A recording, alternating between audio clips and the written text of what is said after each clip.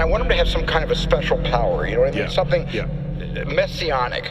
Okay, Steven. How about cellular revivification? Yeah, I don't know what that is. Oh, restoration of damaged tissue through telepathic manipulation of intrinsic field memory. What's that mean? It means healing, Mr. Spielberg. Yeah, right, Okay, healing, yeah.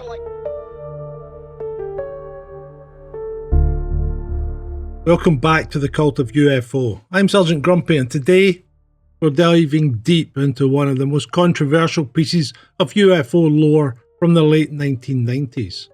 Area 51, The Alien Interview. This film, featuring an enigmatic figure known only as Victor, has sparked debates and discussions for decades.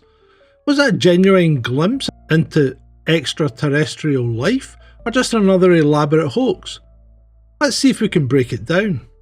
On May the 23rd, 1997, millions tuned in to Coast to Coast AM to hear from Victor, who claimed he'd smuggled a video out of Area 51 showing an actual alien being interviewed. Sometimes that alien's known as Skinny Bob. He used a voice changer to protect his identity, stating that the government's alien programs were being relocated, and they had acquired this footage during a digitisation process of classified records. Victor's narrative was compelling.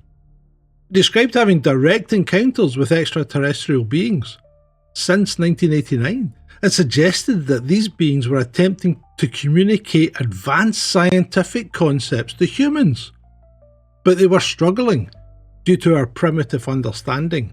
This was a tantalising premise that captured the imagination of many. Now let's talk about the technical side of things. Jim Deletosa, an image analyst, examined the tape and raised some interesting points. He suggested that the footage might not have been shot on standard video as Victor had claimed, but could have originated from film stock.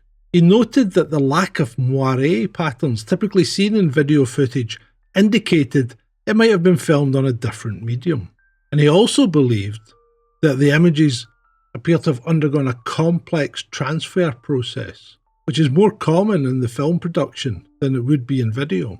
The low light conditions under which the footage was shot were also scrutinised. Deletoso speculated if it were filmed on video, very specific conditions would need to be met. The dynamic range of early video was appalling compared to film. The detail in shadows and highlights is much more apparent in film. These technical insights added layers to the debate about the authenticity of the tape.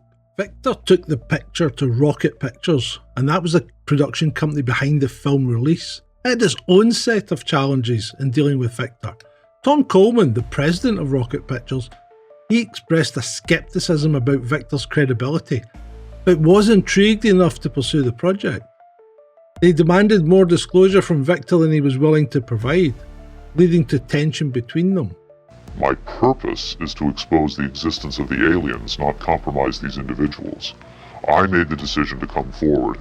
I'm taking precautions to protect my own identity, and I don't think it's fair for me to put these others in danger of exposure. Despite these issues, however, perhaps they could smell the money, they proceeded with the project and released Area 51, The Alien Interview, which generated significant buzz but also skepticism from critics who questions its authenticity. Now let's weigh up what's happened so far. I can't even call them positives and negatives. What we have is this infamous footage, and the concept of an actual alien interview is inherently fascinating.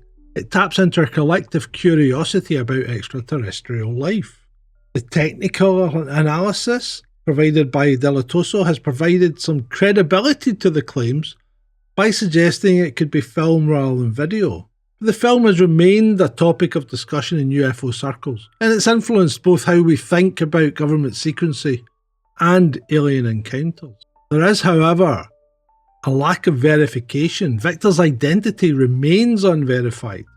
He provided no substantial evidence to back his claims, and there's scepticism from many of the experts, especially those in special effects and film. They criticised the footage for its jerky movements and poor lighting. They suggested it looked more like a puppet than a real alien. And then there's the questionable production choices. Critics pointed out that conducting an interrogation in near darkness raises red flags about authenticity.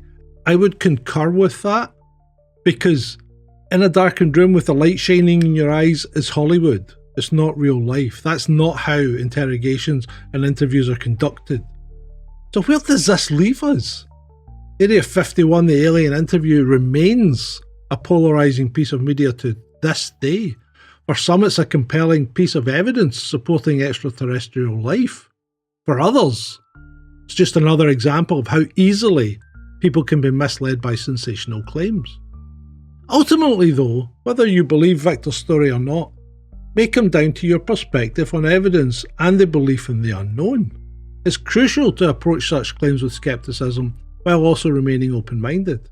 After all, we live in a world that's filled with mysteries, some natural, that have yet to be uncovered. As always, I encourage you to do your own research and form your own opinions. What do you think? Is Victor telling the truth, or is this just another elaborate hoax? Leave your thoughts in the comments below. It's maybe just a step too far for me, this one. But thanks for tuning in, and don't forget to like and subscribe for more deep dives into UFO lore and conspiracy theories around it. Until the next time, keep questioning everything.